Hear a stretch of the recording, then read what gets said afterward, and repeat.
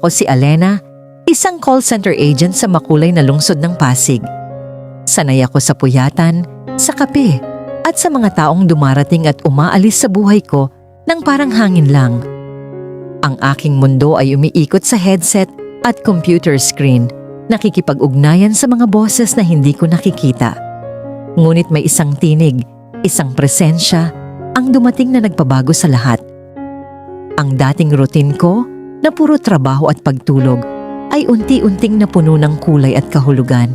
Nakilala ko si Rafael sa isang coffee shop sa Kapitolyo. Isang gabi matapos ang aking graveyard shift, pagod na pagod ako at hinahanap ang aking caffeine fix nang bigla akong mabunggo ng isang lalaking may hawak na mainit na kape. Ang aking puting blouse ay naging canvas ng kape at kasabay nito ang aking inis. Pakiramdam ko, lalo akong bumigat at gusto ko na lang umuwi at matulog. Naku miss, pasensya na. Pasensya na talaga. Ako na bahala sa lahat. Papalinis ko yan. Boses pa lang niya ay may sinseridad na. Napatingin ako sa kanya. Mayumi ang mata sa likod ng salamin at ang nangiti niya ay tila may kakayahang tunawin ang lahat ng aking pagod at galit. Nagulat ako sa bilis ng pagbabago ng aking pakiramdam. Mula sa inis ay napalitan ng bahagyang katuwaan. Sige na nga, basta ilibre mo ako ng kape uli. Biro ko, sabay ngiti. Sandali, magpapakilala muna ako sa iyo, miss. Ako nga pala si Rafael. Sabay lahad ng kamay niya sa akin. Ako naman si Alena. Sagot ko sa kanya, sabay abot ng kamay niya. Simula noon, naging ritual na ang aming pagkakape matapos ang aking shift. Madalas, hatid niya ako sa sakayan ng jeep or taxi. Ang simpleng pag-uusap namin ni Rafael ay nagiging ilaw sa dilim ng aking gabi. At sa mga gabing gustong-gusto ko nang sumuko sa antok, siya ang dahilan kung bakit gusto ko pang magising. Hanggang natapos ko ang trabaho ko. Dahil alam kong paglabas ko ng opisina, nandun siya, naghihintay sa akin ng may ngiti. Sandali lang, kaibigan.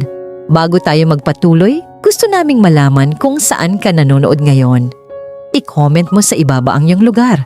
Dahil mas masaya kapag alam naming magkakasama tayo saan mang sulok ng mundo. At syempre, kung hindi ka pa nakasubscribe, i-like na ang video, mag-subscribe at i-click ang bell para hindi ka mahuli sa susunod na kwento. Balik na tayo sa ating istorya. Ang aming pagkakaibigan ni Rafael ay unti-unting lumalim at bawat sulyap, bawat ngiti, bawat simpleng paghawak ng kamay ay nagpapahiwatig na higit pa rito ang aming nararamdaman. Isang gabing umuulan habang nasa Kapitolyo pa rin kami at inaalok niya ang kanyang payong, doon niya ako tinanong, Alena, may pag-asa ba ako sa'yo? Nakita ko ang pag-asa sa kanyang mga mata at kasabay ng paghampas ng ulan, naramdaman ko ang init ng damdamin. Hinawakan ko ang kanyang kamay at sa isang mahinang tinig, sinabi kong, Oo, Rafael, matagal na. Mula noon, hindi na lang basta magkaibigan ang turingan namin.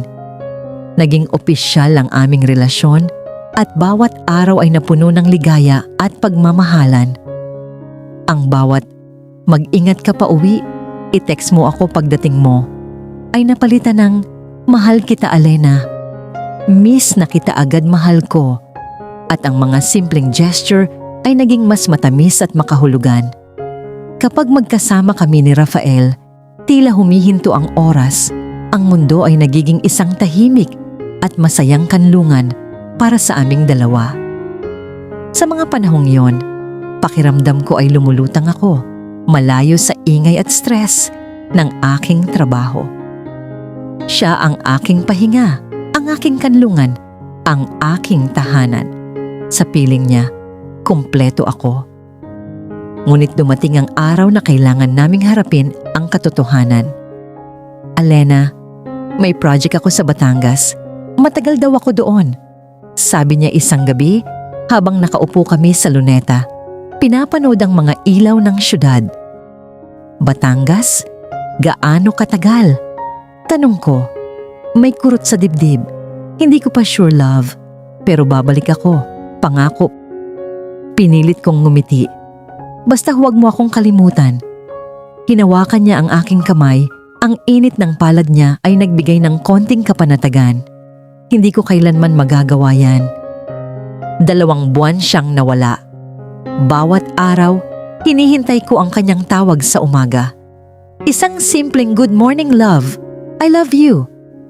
Galing sa kanya ay sapat na alam kong mahal na mahal niya ako at ma-inspire para magpatuloy ako sa aking gawain. Hanggang isang gabi, nag-text siya. Tatawag ako mamaya, love. May surprise ako. Hindi ako mapakali.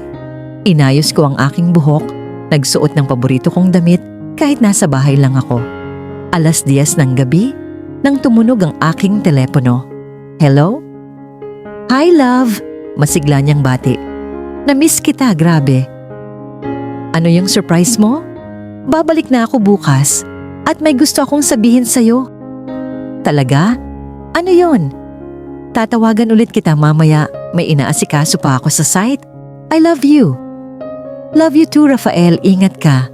Iyon ang huling salita na nasabi ko sa kanya. Kinabukasan, buong araw akong nag-aabang ng tawag. Walang sagot. Nag-text ako, love, kumusta? Pauwi ka na ba? Walang reply. Makalipas ang 3 oras, may tumawag. Hindi si Rafael, isang babaeng hindi ko kilala. Hello, ikaw po ba si Alena? Opo. Pasensya na po. Ako si Carla, HR ng construction firm ni Engineer Rafael. Gusto ko lang po sana ipaalam. Si Engineer Rafael po, na aksidente sa daan kaninang umaga. Parang tumigil ang paghinga ko.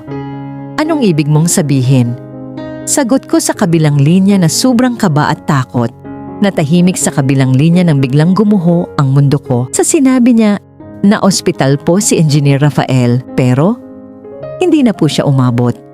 Nawalan ako ng lakas. Ang cellphone ko ay nahulog sa sahig. Ang boses niya kagabi, paulit-ulit sa isip ko. I love you. Iyon pala, ang huling beses na maririnig ko siya. Lumipas ang mga araw na tila walang kulay. Hindi ko alam kung paano ipagpapatuloy ang buhay na dati ay siya ang sentro. Hanggang sa isang araw, tinawagan ako ng HR ulit. Ma'am Alina, may iniwan po sa inyong package si Engineer Rafael bago siya umalis. Gusto niyong kunin? Pagpunta ko sa opisina, binigyan nila ako ng isang maliit na kahon. Sa loob, may sulat at isang USB. Binasa ko muna ang sulat. Nanlalabo ang mga mata ko sa luha. Mahal ko, alam kong mahirap itong project na ito, pero ginagawa ko to para sa future natin. Hindi ko alam kung paano ko sasabihin ito in person. Pero may surprise ako pag uwi ko. Pag napanood mo ang video sa USB na ito, sana ngumiti ka kasi gusto kong tandaan mo, kahit anong mangyari, ikaw ang tahanan ko. Nanginginig kong binuksan ang video. Naroon si Rafael, nasa construction site sa Batangas, ngunit nakangiti. Love, eto na ang sinasabi ko. Pinagawa ko itong maliit na bahay sa isang lote dito, malapit sa dagat. Simple lang, pero gusto ko sana doon tayo magsimula. Hindi pa tapos, pero babalik ako sa'yo. Pangako. Umagulgul ako. Ang pangakong babalik ako, yun pala, hindi na sa mundong ito. Pinuntahan ko ang bahay na yon makalipas ang 2 buwan. Wala pang pintura, ngunit kumpleto na ang mga pader at pinto. Ang amoy ng dagat at sariwang hangin ay bumalot sa akin. Sa gitna ng sahig, may nakasulat sa semento. Para kay Alena, mahal ko, tandaan mong dito ako laging babalik. Hanggang ngayon, nakatayo pa rin ang bahay. Hindi ko pinarenovate. Minsan, dumadalaw lang ako doon, dala ang kape na paborito niya at pinagmamasdan ng sunset sa Batangas. Tahimik lang, ngunit pakiramdam ko, kasama ko pa rin siya. Ang bahay na yon ay hindi naging simbolo ng isang natapos na pag-ibig, kundi ng isang pag-ibig na nagpapatuloy. Hindi na ako muling umibig o mag-aasawa.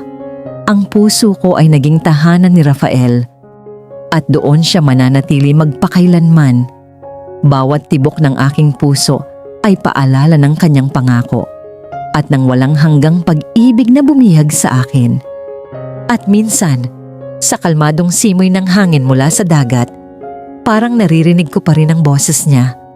Love you, love! At sa tuwing maririnig ko iyon, mahina lang akong sumasagot. Love you too, Rafael. Kahit sa kabilang buhay, ikaw ang aking tahanan. Kaibigan, salamat sa panonood hanggang dulo ng kwento.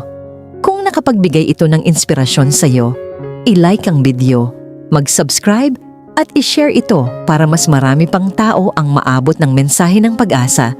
Tandaan, bawat kwento ay maaaring maging liwanag sa buhay ng iba. Kita-kits sa susunod nating kwento.